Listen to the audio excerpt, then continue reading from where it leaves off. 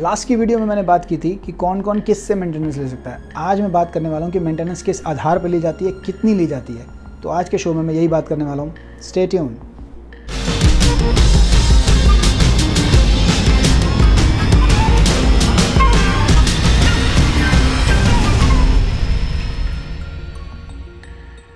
$125 CRPC में एक fix amount तय किया जाता है और जिसकी कोई मैक्सिमम लिमिट नहीं होती है। कोर्ट एविडेंस के आधार पर यह तय करता है कि कितना मेंटेनेंस होना चाहिए, यानी कि अगर रिस्पोंडेंट यानी कि हस्बैंड की क्या कैपेसिटी है, उसकी क्या इनकम है, उसका क्या स्टेटस है, ये इसके आधार पर ही मेंटेनेंस अमाउंट फ़िक्स किया जाता है। और यहाँ तक कि वाइफ से एक डिटेल एफिडेविट भी लिया जाता है कि उनकी कोई इनकम नहीं है और उनका कोई अदर सोर्स ऑफ इनकम भी नहीं है। जो भी अमाउंट एक फ़िक्स किया जाता है वो एक पर्टिकुलर अमाउंट फ़िक्स हो जाता है, यानी कि अगर मदर के साथ उसका माइनर चाइल्ड भी है और कोर्ट एक अमाउंट फ़िक्स कर देती है, सपोज 10,000, तो ऑर्डर में स्पेसिफिकली मेंशन होता है 4,000 is for the child and 6,000 is for the mother. तो ये पर्टिकुलर अमाउंट फ़िक्स होता है। ऐसा नहीं है कि आप कुछ भी मेंटेनेंस दे सकते हैं, इतना अमाउंट के लिए आप लीगली बाउंड है देने के लिए।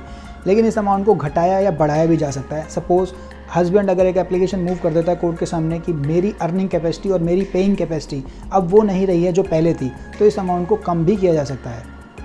125 CRPC सबसेक्शन 2 में इंटरिम मेंटेनेंस का प्रोविज़न है, यानी कि कोर्ट वाइफ को इंटरिम मेंटेनेंस भी दे सकती है। Interim means it is not final, it is temporary unless the final application has not been decided.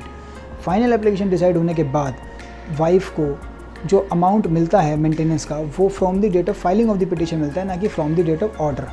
यानी कि अगर पिटीशन 2 साल पहले फाइल हुई थी लेकिन ऑर्डर 2 साल बाद हुआ है तो जो अमाउंट मिलेगा वो from the date of filing of the petition मिलेगा। लेकिन अगर ये ऑर्डर होने के बाद भी हस्बैंड अपनी वाइफ को मेंटेन नहीं करता है और उसे कोई मेंटेनेंस का अमाउंट नहीं देता है, तो क्या रेमेडीज़ अवेलेबल हैं वाइफ के पास। First one is issuing warrant and second is sentence such a person to imprisonment for a term which may extend to 1 month और until payment if sooner made. लेकिन कोई भी warrant court suo motu issue नहीं करती है, उसके लिए wife को एप्लीकेशन मूव करनी होती है, वो भी जब मेंटेनेंस का अमाउंट ड्यू होता है उसके 1 साल के अंदर अंदर। यानी कि अगर मेंटेनेंस का अमाउंट आज ड्यू हो रहा है तो आज से 1 साल के अंदर अंदर वो एप्लीकेशन मूव करनी पड़ेगी फॉर इशूइंग वारंट। इसमें हस्बैंड की प्रॉपर्टी को भी अटैच किया जा सकता है, उसकी सैलरी को भी अटैच किया जा सकता है, और अगर फिर भी मेंटेनेंस का अमाउंट पूरा नहीं होता है तो उसे जेल भी भेजा जा सकता है।